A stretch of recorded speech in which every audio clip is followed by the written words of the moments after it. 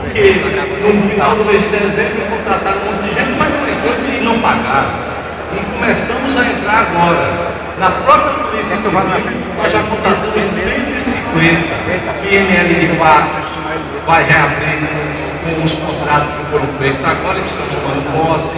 Enfim, 150, nós temos 450. Nós estamos programando 3 etapas.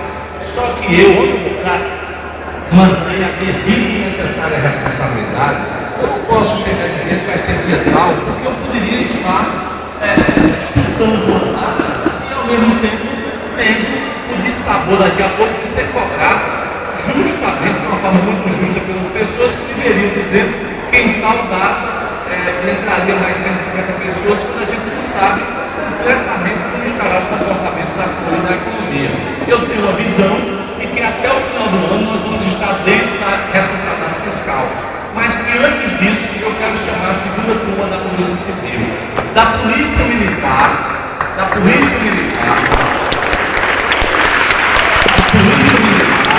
nós temos e não iniciamos ainda a formação de soldados, 350 soldados, porque infelizmente a licitação para fazer o psicotécnico deu chabu, deu errado, o cara, enfim, foi anulado e tivemos que fazer outra licitação.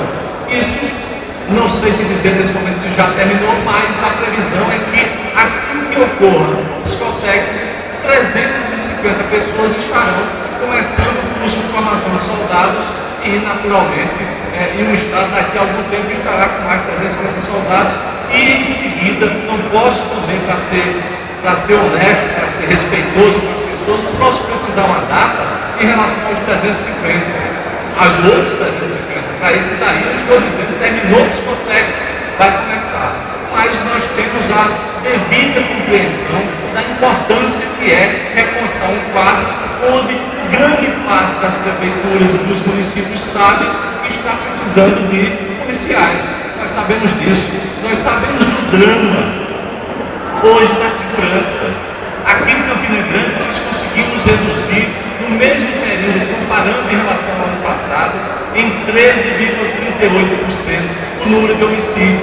Reduzimos também impactos, um pouco, reduzidos em Cajazeiras, em todas as regiões, com exceção da região metropolitana de João Pessoa, que apresenta e continua a apresentar uma curva ascendente, tal qual nos anos anteriores, de cerca de 23, 24 e 25%. Nas demais regiões já foi possível ter uma queda, mas não é uma queda, sinceramente falando, sustentável.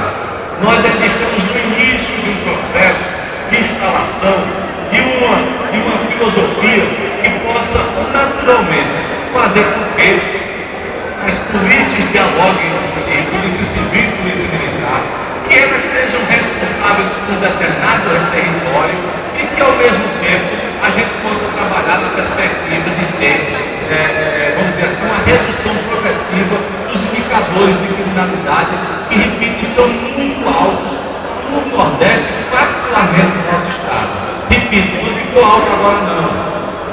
No ano de 2009 e 2010, vocês lembram a quantidade de bancos estourados. Observe quantos foram nos últimos 45 dias. Praticamente nenhum. Amanhã pode ter um, mas é importante registrar que isso caiu, sabe por quê?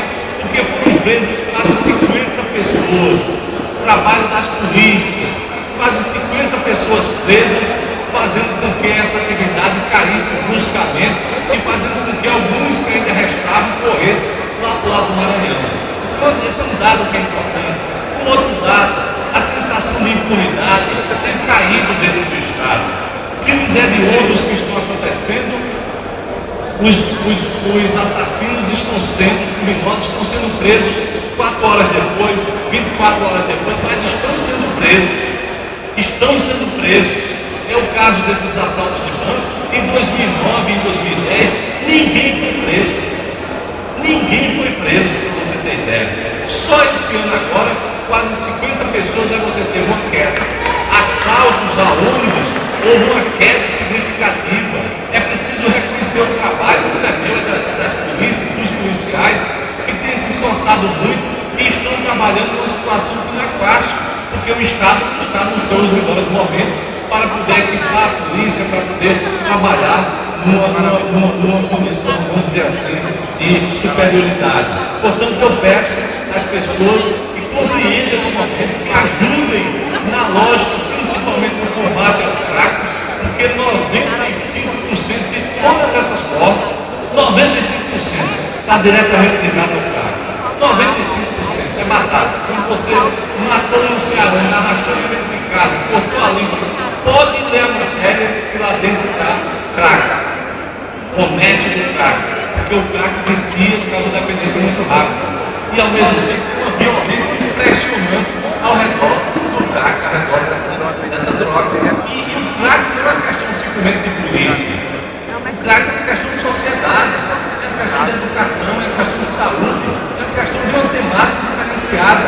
O governo do Estado criou um núcleo interno dentro do governo para formar e capacitar recursos humanos, para poder dialogar com a sociedade, em várias secretarias, que está sendo coordenada pela Secretaria de Desenvolvimento Humano, a companheira Cida Ramos, que é secretária e que está coordenando dentro do governo e que está buscando de todas as formas fazer com que a gente possa pensar no futuro de civilidade.